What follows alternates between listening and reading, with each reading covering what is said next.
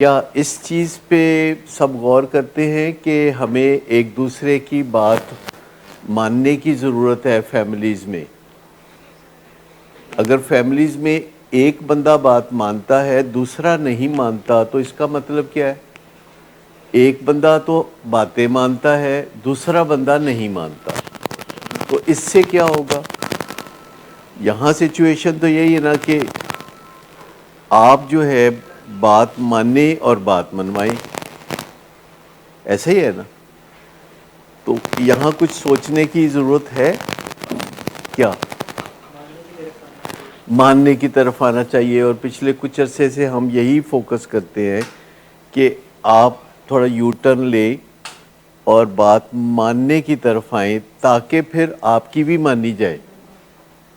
کافی over due ہے کہ آپ بات ماننے کی طرف آئیں، کیونکہ فیملیز تو بات مانتی ہی ہیں، جسے انیبلنگ کہا جاتا ہے وہ بات ماننا ہی ہے، جسے انیبلنگ کہتے ہیں۔ انیبلنگ کا مطلب ہے کہ مریض کی ذمہ داریاں خود اٹھا لینا، جیسے کہ اگر اس کو نشے کی وجہ سے کسی مشکل حالات کا سامنا ہے تو فیملی اس کے کام آتی ہے، اس کی بات مانتی ہے۔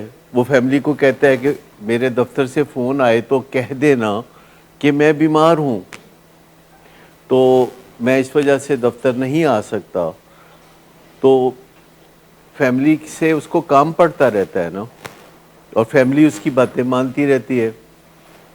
اسے انیبلنگ کہتے ہیں۔ فیملی یہ بھی تو کہہ سکتی ہے کہ تمہارا دفتر تم جانو۔ کیا گھروں میں اور بھی انیبلنگ ہوتی ہے؟ صرف نشے کی بیماری میں انیبلنگ ہوتی ہے؟ اور نشے کی بیماری میں بھی جو انیبلنگ ہوتی ہے وہ اس لیے ہوتی ہے کہ انیبلنگ اور بھی ہوتی ہے، کیونکہ انیبلنگ ہماری زندگی میں شامل ہے۔ تو جب اسپیشل سچویشن پیش آتی ہے کہ ہمارے گھر میں کوئی نشہ کرنے لگتا ہے، تو جب ہماری زندگی میں انیبلنگ چلتی ہی رہتی ہے تو کیسے وہ رک جائے گی جب ہمیں نشے کی بیماری کا سامنا ہوگا؟ جب ہماری زندگی میں انیبلنگ چلتی ہی رہتی ہے، انیبلنگ کا مطلب ہے کہ کسی کی ذمہ داریاں اپنے کندھے پہ اٹھانا، کسی کی ذمہ داریاں اس کو مت کہنا کہ تم اٹھاؤ۔ یہ گھروں میں چلتا رہتا ہے نا کہ ہمارے گھروں میں مروت، محبت، رشتہ داری کے نام پہ، انسانیت کے نام پہ، ثواب کے نام پہ، کہ ہمیں دوسروں کی ذمہ داریاں اٹھاتے رہنا چاہیے، خاص طور پر فیملی ممبرز کے بارے میں۔ جیسے ایک دن پہلے جب بات ہوئی تو میں نے کہا کہ کوئی بندہ کہہ رہا تھا کہ میرا یہ کام کر دو، تو میں نے کہا میں آپ کو جانتا ہی نہیں۔ میں نے کہا کہ فیملی ممبر ہو تو کیا کرنا چاہیے؟ آپ نے کہا ایگزیکٹ اپوزٹ۔ تو ہم یہ انیبلنگ سیکھتے ہیں عام روزمرہ زندگی میں، اس کا نشے کی بیماری سے کوئی بنیادی تعلق نہیں ہے۔ نشے کی بیماری میں یہ ہائی لائٹ ہو جاتی ہے، نشے کی بیماری میں یہ بہت نظروں میں بات آ جاتی ہے کہ یہ ایک گڑبڑ چل رہی ہے۔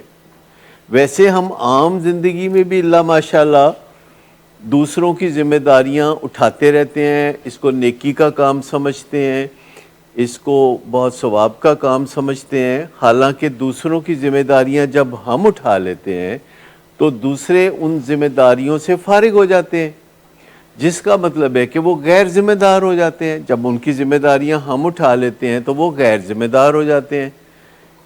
جب کوئی بندہ غیر ذمہ دار ہو جاتا ہے تو اسے ذمہ داریاں اٹھانے کی پریکٹس ہی نہیں رہتی۔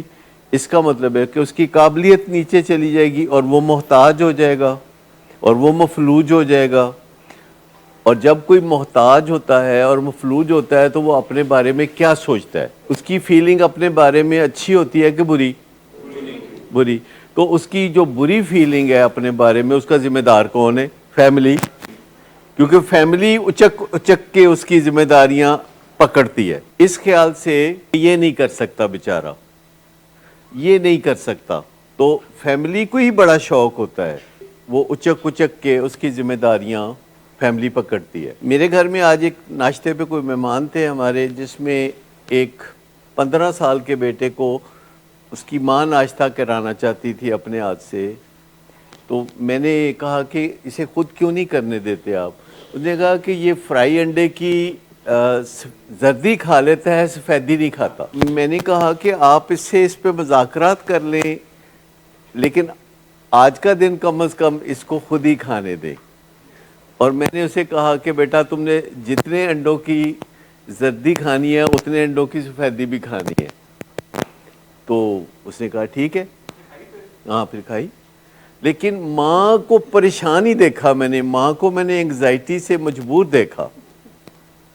یہ میں آپ کو بتاؤں کہ میرے سمیت میں بھی آہستہ آہستہ اب سیکھ رہا ہوں، بلکہ ریسنٹلی سیکھنا شروع کیا ہے کہ میں بھی بہت انیبلنگ کرتا ہوں، میں بھی دوسروں کی بہت ذمہ داریاں اٹھاتا ہوں، اور ایسے تمام سی ای اوز کے اندر یہ ایک بیماری کی شکل میں موجود ہوتی ہے۔ یہ ہم سب کو ہے یہ پرابلم، کوئی امیون نہیں ہے، یہ ہم سب کو پرابلم ہے، کیونکہ یہ صدیوں کا پرابلم ہے، یہ ہزاروں سالوں کا پرابلم ہے۔ تو ہزاروں سالوں سے انسان ایسا کر رہا ہے کیونکہ انسان پہلے ایک دوسرے کا زیادہ محتاج تھا۔ ابھی آپ دیکھیے کہ جیسے گھروں میں پہلے مرد مجبور تھے، ویسے کوئی بھی نہیں تھے، کہ وہ عورتوں سے کپڑے دھلوائیں۔ یوں سمجھا جاتا تھا کہ عورتیں دھوبنے ہوتی ہیں تو وہ عورتوں سے کپڑے، لیکن جب سے مشینیں آئی ہیں جو کہ کپڑا ڈال دو تو وہ دھل کے نکل آئے گا، تو مردوں نے بھی کچھ اس میں حصہ لینا شروع کر دیا ہے، ورنہ کچھ چیزیں خواتین کے لیے مخصوص کر دی گئی تھیں۔ اسی طرح صدیوں سے، ہزاروں سالوں سے انسان ایک دوسرے کا محتاج تھا، جو کہ اب نہیں ہے، لیکن وہ اس کے جو نظریات ہیں وہ ابھی بھی کنٹینیو کر رہے ہیں، کنٹینیو۔ اگر کوئی دوسرا بندہ کام کر سکتا ہے تو وہ آپ اسے کرنے دیں، اور اگر آپ کے ذہن میں آئے کہ دوسرا نہیں کر سکتا تو آپ کر دیں، اور جب آپ کریں تو اس کو کہیں کہ دیکھو بھئی یہ ایسے ہوتا ہے کام، اور آپ اسے سکھا دیں۔ جیسے ورک پلیس پہ کسی جونیئر کو کوئی کام نہیں کرنا آتا تو آپ اسے کر کے بھی دکھا دیں گے اور ساتھ سکھلا بھی دیں گے، تو گھر میں بھی ایسا ہی کریں گے۔ لیکن کہیں کہیں اس میں کنفیوژن ہو سکتا ہے کہ آپ سوچیں کہ دوسرا بندہ یہ کام کر سکتا ہے جبکہ وہ نہیں کر سکتا ہوگا، تو جب وہ نہیں کر سکتا ہوگا تو وہ کیا کرے گا؟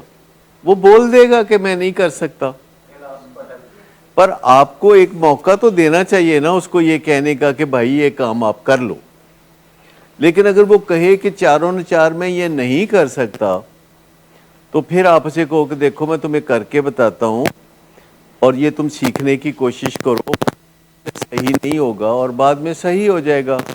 اسے ڈیلیگیشن کہتے ہیں، اور سی ای اوز کے لیے یہ بہت ضروری ہے، ورنہ تو سارا کام بوائل اپ کر کے ان کی طرف جا رہا ہوتا ہے، اور اگر اس کو وہ وصول کرتے رہیں گے ابلتے پانی کو تو ہاتھ جل جائیں گے ان کے۔ اپنے کام کو نیچے ڈیلیگیٹ کرنا ہوتا ہے۔ انیبلنگ جسے ہم کہتے ہیں اس سے بات کو اتنی سمجھ نہیں لگتی، سادہ لفظوں میں یہ ہے کہ اپنی ذمہ داریاں آپ پوری کریں، دوسروں کی ذمہ داریاں ان کو پوری کرنے دیں، اور اس کو انف سمجھیں۔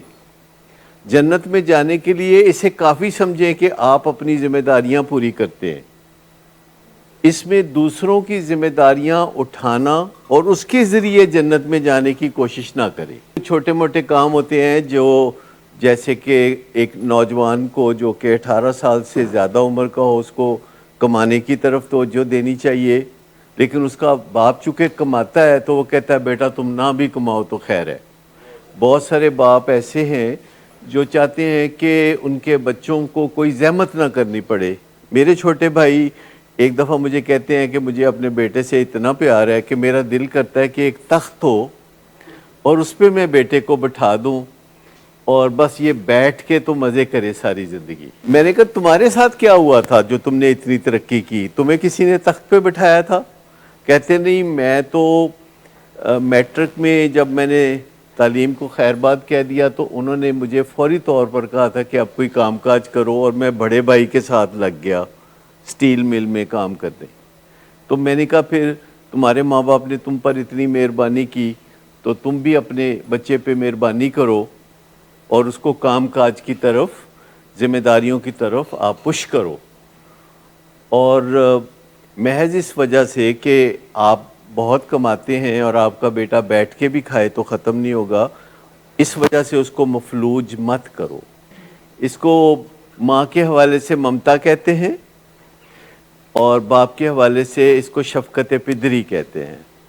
یہ شفقت پدری نہیں ہوتی کہ اپنے بچے کی ابیلٹیز کو پیدا ہونے سے پہلے ہی کرش کر دینا، لیکن دل بہت کرتا ہے اپنے بچوں کو پیمپر کرنا، دل بہت کرتا ہے۔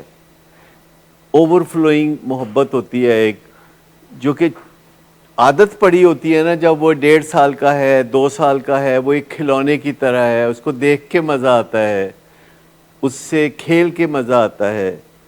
تو ایسے حالات میں پھر ہمیں وہ جو عادت پڑی ہوتی ہے 2-3 سال کی عمر کی، جو 5-6 سال تک بھی ٹھیک لگتی ہے، 10-11 سال تک بھی کوئی کچھ نہیں کہتا، 18-20 سال کے بعد پھر باتیں شروع ہوتی ہیں اور پھر رنجشیں پیدا ہوتی ہیں۔ پھر جب آپ کسی کو ذمہ داری سنبھالنے کے لیے کہتے ہیں تو پھر اس کو برا لگتا ہے۔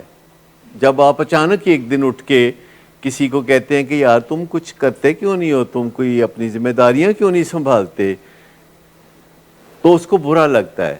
پروبیبلی آپ بلیو کرتے ہیں کہ ذمہ داریاں اٹھانے والوں کو ذمہ داریاں خود ہی اٹھاتے رہنا چاہیے، اور وہ ذمہ داریاں جس کو بلونگ کرتی ہیں اس کو نہیں دینی چاہیے۔ کہیں مبادہ ایسا نہ ہو جائے کہ کسی کو ہم ایسی ذمہ داری دے دیں جو کہ وہ اٹھا نہیں سکتا۔ اس ڈر سے مجھے بتائیں کہ کیا ہم اپنے بچے کو اٹھ کے چلنے نہ دیں کہ کہیں وہ گر نہ جائے؟ اگر اس ڈر سے ہم بچوں کو چلنے سے روک دیں گے تو کیا ہوگا؟ نہیں، اگر ہم انہیں چلنے ہی نہیں دیتے، ہم کہتے ہیں یہ چلے گا تو گرے گا، وہ کبھی چلے گا نہیں۔ ہمیں رسک لینا پڑے گا کہ کہیں اگر گر جائے تو کوئی بات نہیں۔ انیبلنگ کی تو ڈیفینیشن ہے کہ کسی کے لیے وہ کرنا جو وہ اپنے لیے کر سکتا ہے، نمبر 1۔ نمبر 2، کسی کے لیے کوئی ایسا کام کرنا جس سے وقتی طور پر اس کو فائدہ ہو اور بعد میں نقصان ہو۔ کسی کے لیے وہ کرنا کہ جس سے اس کی صلاحیتیں نہ بڑھ سکیں۔ میں نے زندگی میں جب بھی کسی کے بارے میں سوچا کہ اس کو یہ کام کہوں تو یہ کر لے گا، اور پھر مجھے خیال آیا ہو کہ شاید نہ کر سکے، تو میں ایک دفعہ ٹرائی ضرور کرتا ہوں کہ اس کو کہتا ہوں کہ کر لو۔ اور مجھے نہیں یاد پڑتا کہ میں نے کسی کو کہا ہو کہ کام کر لو تو پھر اس نے کیا نہ ہو۔ میں نے یہ بھی دیکھا ہے کہ کوئی بندہ کہتا ہے کہ نہیں میں نہیں کر سکتا، تو میں اس کو کہتا ہوں کہ نہیں تم کر سکتے ہو، اور وہ کر لیتا ہے۔ 2-3 دفعہ اصرار کرنے سے وہ کر لیتا ہے۔ ایسا کبھی بھی نہیں ہوا کہ بہت ہی اندوناک سچویشن پیدا ہو گئی ہو کہ میں کسی بندے کو کہہ رہا ہوں کام کر لو اور وہ کبھی کر ہی نہ سکے۔